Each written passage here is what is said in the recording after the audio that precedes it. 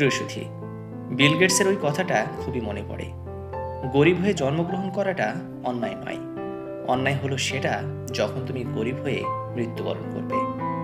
তোমার বর্তমান পরিস্থিতিকে দোষ না দিয়ে নিজের ভুলটাকে বুঝতে শেখো। বড় কিছু করার আগে শেখার সঠিক প্ল্যান করে নাও। অতীতের ভুলগুলোর থেকে শিক্ষা গ্রহণ করো এবং বর্তমানকে আরো মজবুত করে গড়ে তোলার চেষ্টা করো। শোনো, রাতারাতি কেউ বড় লোক হয় না, বা রাতারাতি কেউ সফলতাও পায় না। কোনো কিছুই পেতে গেলে তোমাকে আগে সেই জিনিসের যোগ্য হয়ে উঠতে হবে। আজ তুমি গরিব হয়ে জন্মগ্রহণ করেছো বলে এই নয় যে তুমি অভাগা বা তোমার লাইফ শেষ। তুমি জীবনে কিছুই করতে পারবে না। আমি তো বলবো তুমি বরং জীবনে সব থেকে বেশি কিছুই করতে পারবে, কারণ তোমার মধ্যে খিদে আছে, বেঁচে থাকার খিদে। বেঁচে থাকতে গেলে টাকার গুরুত্বটা ঠিক কতটা সেটা তুমি ভালো রকম বুঝতে পারছো, কারণ ছোট থেকেই তুমি এই জিনিসটা দেখে আসছো নিজের পরিবার, মা বাবা এসবের মাঝে। এর থেকে নিজের মধ্যে যে রাগ তৈরি হচ্ছে সেই রাগটাকে মোটিভেশন হিসেবে কাজে লাগাও। ওই যে আমি বলি না যে লোহা যত পড়বে ততটাই শক্ত হবে। মনের মধ্যে এই যে আগুন লেগেছে, এই আগুনটাকে নিভতে দিও না। তুমি এটা মনে রেখো যে তোমার মধ্যেও স্পেশাল কিছু আছে, কারণ ঈশ্বর কোনো কিছুই ফালতু বানায় না। তুমি যখন পৃথিবীতে এসেছো তখন তোমাকে কিছু করে দেখাতেই হবে। তোমার ভেতরটার স্পেশাল জিনিসটাকে সবার সামনে তুলে ধরতে হবে।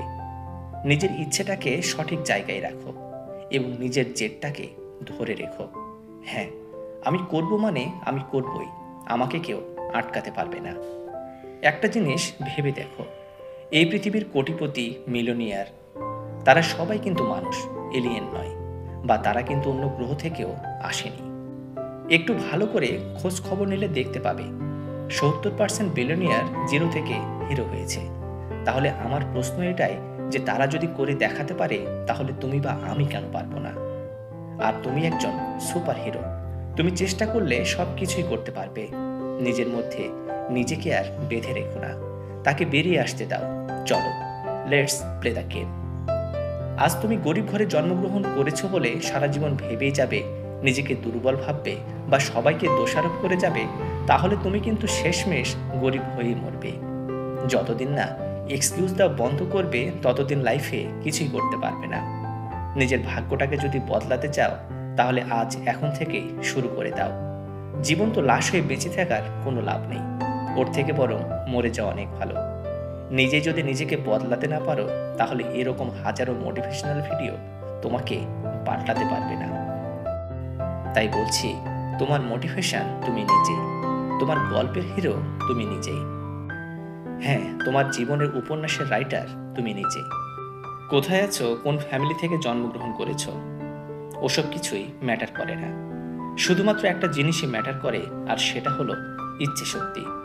আর তুমি যদি নিজেকে দুর্বল ভাবো, তাহলে সারা পৃথিবীর লোক তোমাকে লুজার ভাববে। তাই বন্ধু, কোনো অজুহাত নয়, কোনো সময় নষ্ট নয়, সৎ পথে সঠিকভাবে আজ এখন থেকেই শুরু করে দাও তোমার বিলিয়নিয়ার হওয়ার জার্নি। কারণ মনে রেখো, তুমি একজন সুপার হিরো, আর আমি জানি তোমার স্বপ্ন একদিন সত্যি হবেই হবে।